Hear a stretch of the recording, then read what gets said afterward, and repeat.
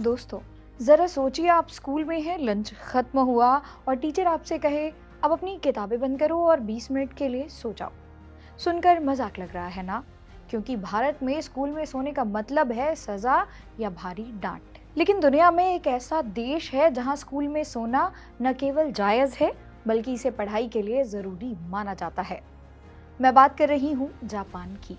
आज की इस वीडियो में हम जानेंगे जापान के उस सीक्रेट ब्रेक के बारे में जिसने वहाँ के छात्रों को दुनिया में सबसे तेज और फोकस्ड बना दिया है। चलिए जानते हैं क्या है ये इनुमुरी का कॉन्सेप्ट। जापान में नींद को सिर्फ सुस्ती नहीं बल्कि बॉडी और दिमाग को रिचार्ज करने का जरिया माना जाता है। वहाँ के स्कूलों और यहाँ तक कि ऑफिसों में भी लंच के बाद थोड़ी देर आराम करने का समय दिया जाता है। इसे जापानी भाषा में इनुमुरी कहते हैं। जापान के कई स्कूलों में बच्चों को लंच ब्रेक के बाद 20 से 40 मिनट की नैप यानी कि झपकी लेने की अनुमति होती है।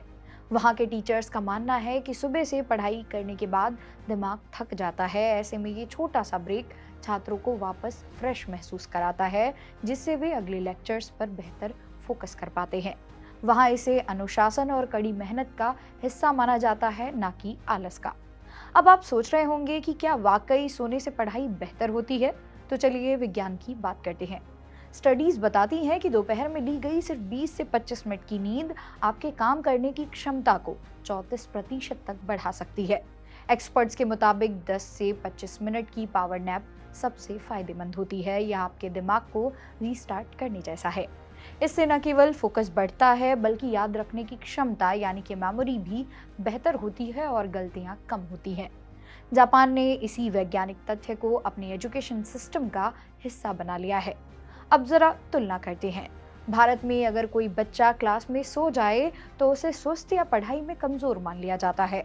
हमारे यहाँ भारी भरकम बैग और लगातार 6-7 घंटे की पढ़ाई को ही सफलता का मंत्र माना जाता है। लेकिन जापान का सिस्टम अलग है। वहाँ पढ़ाई के साथ साथ अनुशासन, आत्मनिर्भरता और लाइफस्टाइल पर जोर दिया जाता है। वहाँ बच्चों को खुद की सफाई करने, खुद का खाना परोसने और यहाँ तक कि खुद की नींद का ख्याल रखने की ट्रेनिंग दी जाती है। यही वजह है कि आज ये जापानी ट्रेंड धीरे धीरे पूरी दुनिया में फैल रहा है।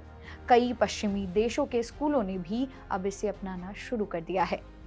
क्या आपको लगता है कि भारतीय स्कूलों में भी लंच के बाद 20 मिनट का स्लीपिंग ब्रेक होना चाहिए? सोचिए, अगर हमारे छात्रों को थोड़ा आराम मिले तो क्या उनका स्ट्रेस कम होगा? आजकल कंपटीशन के दौर में भारतीय छात्र मानसिक थकान का शिकार हो रहे हैं। जापान का यह मॉडल हमें सिखाता है कि ब्रेक लेना कमजोरी नहीं बल्कि बेहतर प्रदर्शन की तैयारी है।